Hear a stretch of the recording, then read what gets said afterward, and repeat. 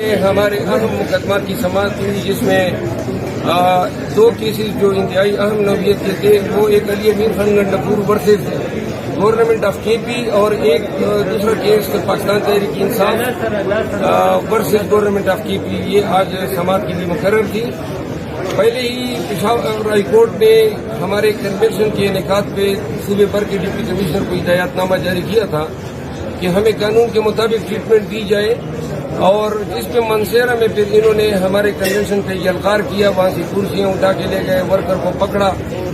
آج عدالت کو ہم نے صوبے بھر میں جو حالات روا رکھے گئے ہیں پاکستان تحریک انصاف کے ساتھ، کرک میں ہمارے ورکر کی پکڑ دکڑ ہوئی، دیر چوکیاتن کے مقام پہ ہمارے 3 ورکروں کو گولیاں ماری گئی۔ اس دن میں کنونشن کے لیے دیر بالا جا رہا تھا، ہم پہ ٹیئر گیس کی گئی، ہمارے 168 لگ بھگ ورکر گرفتار کیے گئے۔ ملاکنڈ میں ہمارے ایم این اے جنید اکبر خان کو گرفتار کر کے ان کے ساتھ جو ٹارچر کیا گیا اور جو انتہائی غیر انسانی رویہ روا رکھا گیا۔ فضل حکیم خان ہمارے سابق ایم پی ہیں، اس کے بیٹے بیرسٹر ہیں، ان کو انہوں نے کینیڈا جا رہے تھے پڑھائی کے لیے، اس کو اٹھایا، ابھی تک بیچارہ وہ بچہ ہے، نظر بند ہے، اور یوں بہت سارے تحریک انصاف کے لیڈروں کے بچے جیلوں میں نظر بند ہیں۔ فتح خیل اسوات میں کنونشن کے انعقاد پہ ابھی تک 200 کے لگ بھگ ہمارے ورکر گرفتار ہیں، جس میں سوات خان، ہلال الرحمان اور عزیز اللہ وغیرہ وغیرہ جو ہیں، یہ زیر حراست میں جیل بھیجے جانے سے پہلے ان کے ہاتھوں کو حوالات میں باندھا جاتا ہے، ان پہ تشدد کیا جاتا ہے۔ پشاور میں جو ہے ہمارے وکیل صاحب ہیں، انہوں نے کنونشن کرنا تھا چمکنی کے مقام پہ، اس کے گھر پہ چھاپا مارا، پولیس گئی اور بجلی واپڈا کے کام کے نام پہ انہوں نے جواز بنایا۔ پھر یہاں پہ ہمارے بہت سارے ورکر لاپتہ ہیں، اور یہ پورے صوبے میں یہ فستائیت جو ہے جاری ہے۔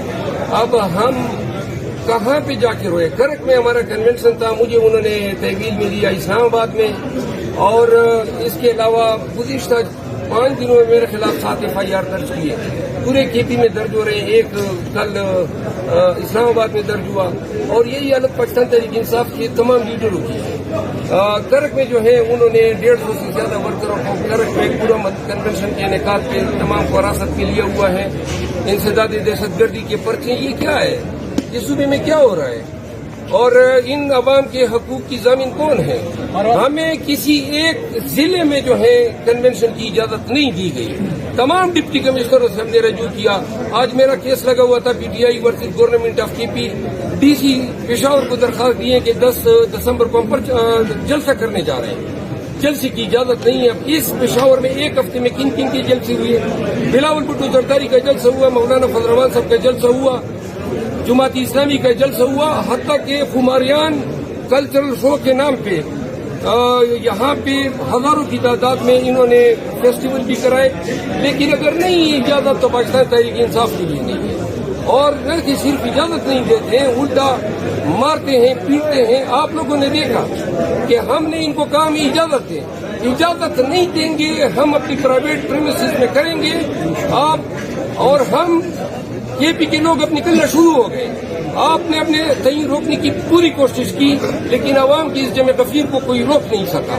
آئندہ بھی نکلیں گے، سوابی میں ہم نکل رہے ہیں، کنونشن کر رہے ہیں، کوٹ میں کر رہے ہیں، بنیر میں کر رہے ہیں، نوشہرہ میں کر رہے ہیں۔ اگر آپ مہربانی کریں ہمارے ساتھ انسانوں جیسا سلوک کریں گے، نہیں کرتے ہیں تو عوام کا ازدحام آئے گا اور کنونشن پورا من کر کے